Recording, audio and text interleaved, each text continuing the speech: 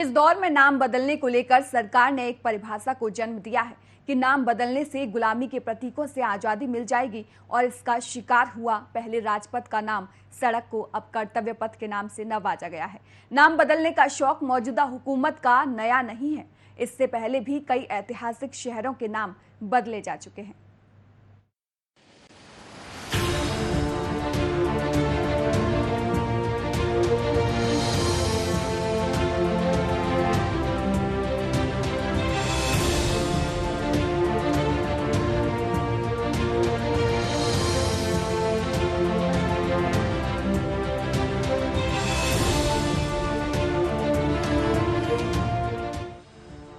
BJP के जगहों के नाम बदलने के शौक का नया निशाना राष्ट्रपति भवन से इंडिया गेट को जोड़ने वाला नई दिल्ली का राजपथ बना है, जो अब से कर्तव्य पथ के नाम से जाना जाएगा।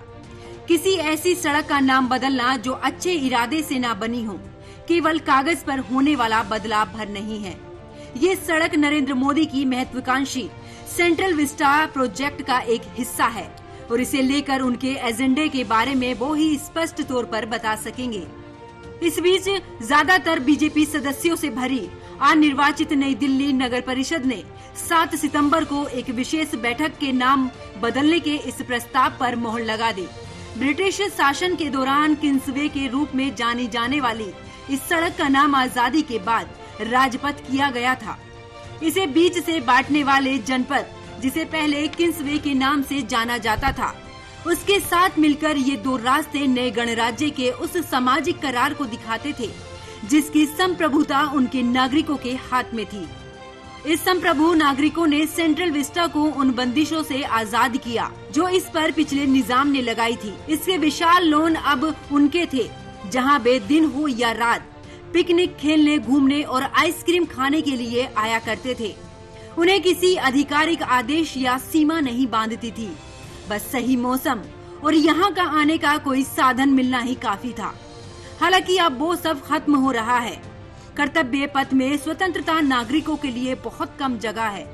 पिछले महीने आपने स्वतंत्रता दिवस भाषण में प्रधानमंत्री नरेंद्र मोदी ने सरकार द्वारा इस सामाजिक करार को निभाने की बढ़ती मांगों को दरकिनार कर दिया और उसके बजाय लोगों द्वारा कर्तव्यों को पूरा करने पर जोर दिया।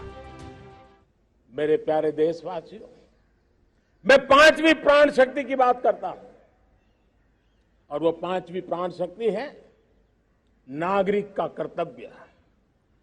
दुनिया में जिन जिन देशों ने प्रगति की है, जिन जिन देशों ने कुछ अचीव किया है, व्यक्तिगत जीवन में भी जिसने अचीव किया है, कुछ बातें उभर करके सामने आती हैं। एक, अनुशासित जीवन, दूसरा कर्तव्य के प्रति समर्पण। नागरिकों को कर्तव्य परायण होने के लिए प्रोत्साहित करना तानाशाही शासन का एक प्रमुख अंग है और इसे पहली बार आपातकाल के दौरान इंदिरा गांधी द्वारा भारतीय संविधान में शामिल किया गया था। तब से जिन सरकारों को लोगों के अधिकारों की अवहेलना के लिए आलोचना का सामना करना पड़ा है, उन्होंने अक्सर नागरिकों के कर्तव्यों के महत्व को दोहराया है। राजपथ का नाम बदलकर कर्तव्य पथ करना अधिकारों पर कर्तव्यों की तरजीह देने के आधिकारिक प्रयास का ही प्रतीक है। इस नामकरण के साथ एक तरह का शुद्धिकरण भी आएगा, जिसमें आइसक्रीम विक्रेताओं को वहां उनकी ठेला गाड़ी लाने से रोक दिया जाएगा। लोन में पिकनिक पर मनाही होगी। इस नाम के बदलने का एक खतरनाक पहलू भी है। एक लोकतांत्रिक व्यवस्था में अधिकारों को सत्ता के खिलाफ वो दावा माना जाता है जिसे संविधान के अनुसार सुनिश्चित करना सरकार की जिम्मेदारी है कि नागरिकों को उनसे वंचित नहीं किया जा सकता। इस प्रकार राजपथ नाम को इस तथ्य के एक प्रतीक के रूप में देखा जा सकता है कि सरकार और इस सड़क के आसपास स्थित इसके संस्थानों की वैधता केवल उस सीमा तक थी जहां तक वे आम लोगों के अधिकार बरकरार रखते थे। दूसरी ओर कर्तव्यों पर जोर देने का नया शिगुफा शासन या गवर्नेंस का भार सामान्य नागरिकों पर डालता है। इससे समस्याओं का दोष उन्हीं के माथे आता है और सरकार की जिम्मेदारी से ध्यान हटाता है। बेशक पहले नाम बदलने की कवायद का एक राजनीतिक एजेंडा भी था। साल 2015 में Aurangzeb road APJ Abdul Kalam road बन गई। हिंदुत्व कट्टरपंथियों की निगाह अब अकबर रोड और हुमायूं रोड का नाम बदलने पर है। रेस कोर्स रोड, जहां प्रधानमंत्री का आधिकारिक निवास स्थित है, वो लोक कल्याण मार्ग बन गया। हालांकि कई लोगों ने इसकी उपायुक्तता पर भी सवाल उठाया था। साथियों, आजादी के 75 वर्ष पूरे होने पर देश ने अपने लिए 5 प्राणों का विजन रखा है। इन 5 प्राणों में विकास के बड़े लक्ष्यों का संकल्प है, कर्तव्यों की प्रेरणा है, इसमें गुलामी की मानसिकता के त्याग का आह्वान है, अपनी विरासत पर गर्व का बोध है। आज भारत के आदर्श अपने हैं, आयाम अपने हैं। आज भारत के संकल्प अपने हैं, लक्ष्य अपने हैं। आज हमारे पथ अपने हैं, हमारे प्रतीक अपने हैं। और साथियों, आज अगर राजपथ का अस्तित्व समाप्त होकर कर्तव्य पथ बना है, आज अगर जॉर्ज पंचम की मूर्ति के निशान को हटाकर नेताजी की मूर्ति लगी है, तो ये गुलामी की मानसिकता के परित्याग का पहला उदाहरण नहीं है। ये न शुरुआत है न अंत है। ये मन और मानस की आजादी का लक्ष्य हासिल करने तक निरंतर चलने वाली संकल्प यात्रा है। 3 मूर्ति भवन, जहां नेहरू मेमोरियल संग्रहालय और पुस्तकालय स्थित है, का देश के विरासत कानूनों की अवहेलना करते हुए एको रूप अंतरिक्ष यान का आकार देते हुए प्रधानमंत्री संग्रहालय बना दिया गया। इससे पहले प्रगति मैदान भी इसी तरह की तोड़फोड़ का गवाह बना था, जब मोदी सरकार ने वहां के ऐतिहासिक हॉल ऑफ नेशन पवेलियन और अन्य संरचनाओं को तोड़कर एक विशाल इमारत बनाई, जो शिपिंग कंटेनरों के बड़े ढेर की तरह दिखती है। लेकिन सरकारों में नाम बदलने का जबरदस्त होड़ है। यूपी की बीजेपी सरकार ने ऐतिहासिक शहर इलाहाबाद का नाम बदलकर प्रयागराज कर दिया, और उन सभी राज्यों में जहां पार्टी सत्ता में है, विशेष रूप से यूपी, महाराष्ट्र और मध्य प्रदेश में इस तरह के और बदलाव किए जाने हैं, जहां नाम परिवर्तन के लिए एक और मापदंड रखा गया है।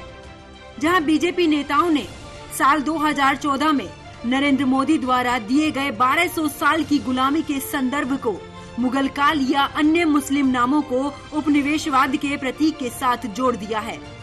अगर शहरी डिजाइन के मामलों की बात करें तो भारत इस मामले में अलग है कि यहाँ सरकार के मंत्रियों और शीर्ष अधिकारियों को सार्वजनिक खर्चे पर राष्ट्रीय राजधानी के केंद्र में बड़े बड़े बंगले दिए जाते हैं।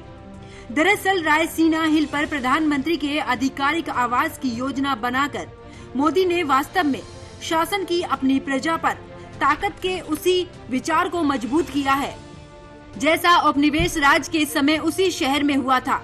साल 2018 में आई अपनी किताब negotiating culture, Delhi's architecture and planning form 1912 से 1962 में पिलार मरिया ने दर्ज किया है कि कैसे दिल्ली की सत्ता का केंद्र रायसीन हिल है। आवास की व्यवस्था में सत्ता के स्वीकृत और परंपरागत नियमों का पालन किया गया। अधिक प्रतिष्ठित और ऊंचे ओहदे वाले यूरोपीय लोग रायसीना हिल से सबसे नजदीक थे, और जैसे जैसे रहवासियों की सामाजिक स्थिति बदली, वैसे ही उनकी रायसीना हिल से निकटता भी। ऐसे भारतीय जो सरकारी व्यवस्था के साथ काम नहीं करते थे, वे रायसीना हिल और यहाँ तक कि कई बार नई दिल्ली से भी दूर बसी किन्हीं बस्तियों में रहते थे। आज भले ही सड़कों के नाम और रहने वालों की चमड़ी का रंग बदल चुका है, बंगले और उनमें रहने वालों का वर्ग वैसे ही बना हुआ है।